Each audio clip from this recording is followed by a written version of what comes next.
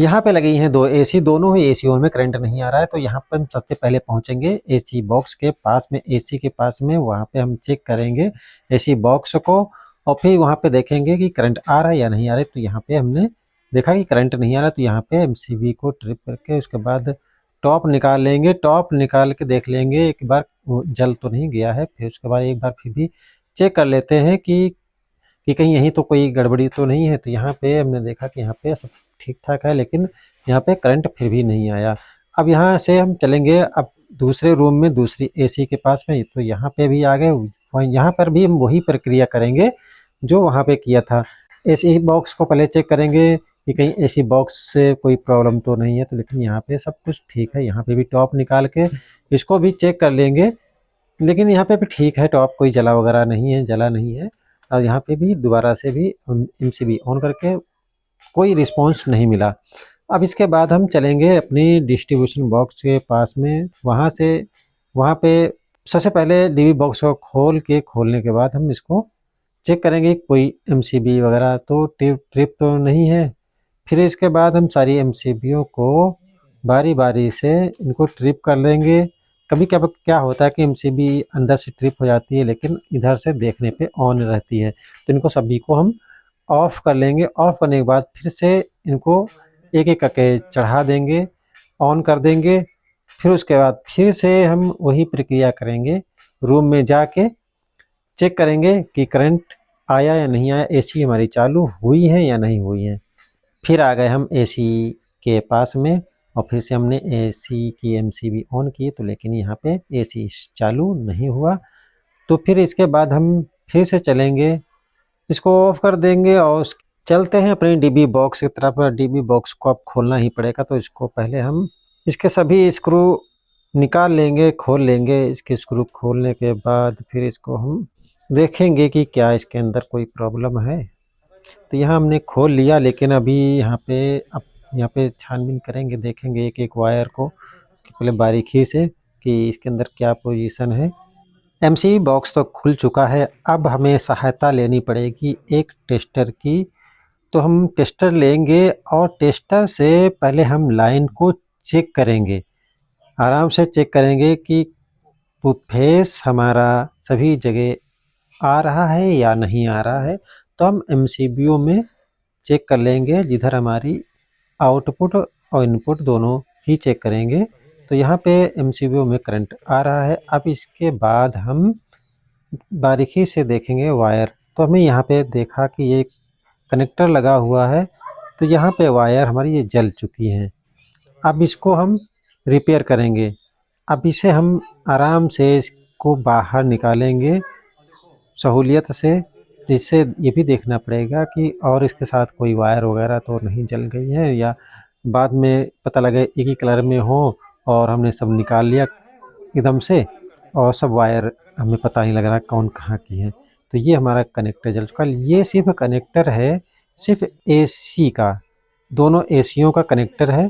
तो इसको हम सभी इसके आराम से वायर निकाल लेंगे और फिर उसके बाद हम देखेंगे अगर ये सही होता है तो इसी को लगा देंगे, नहीं तो अगर ये सही नहीं है, जल चुका है पूरे तरीके से, तो इसको हम नया ला के इसको लगा देंगे। यहाँ पे ये जल चुका है तो हम यहाँ पे इसको वायर को काटना ही पड़ेगा क्योंकि खुल नहीं रहा है। यहाँ हम कनेक्टर को एकदम बाहर निकाल लेंगे, सभी वायर को खोल के काट के जैसे भी मर्जी है वैसे करके इसको बाहर निकालेंगे।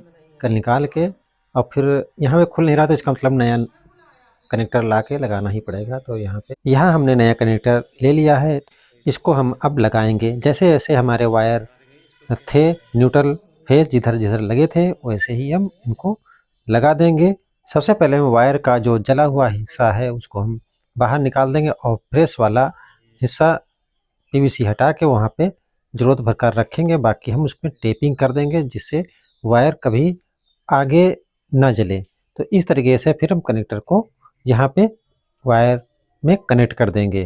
तो यहाँ पे हम सबसे पहले जो न्यूट्रल वायर है, न्यूट्रल लाइन, उसको कनेक्ट करेंगे। तो इसको हमने यहाँ पे कनेक्ट कर लिया।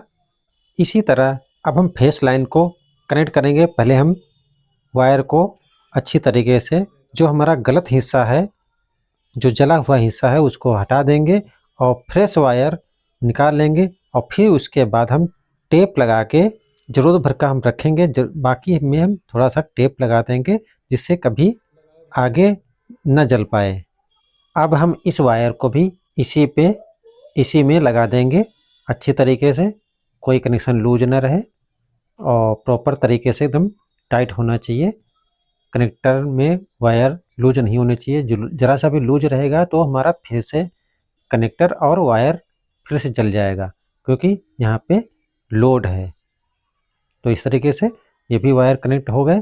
बाकी हम इसी तरीके से अभी ये इनपुट वायर हमने कनेक्ट किए, अब हम आउटपुट वायर कनेक्ट करेंगे, फिर उसके बाद लाइन को चालू करेंगे।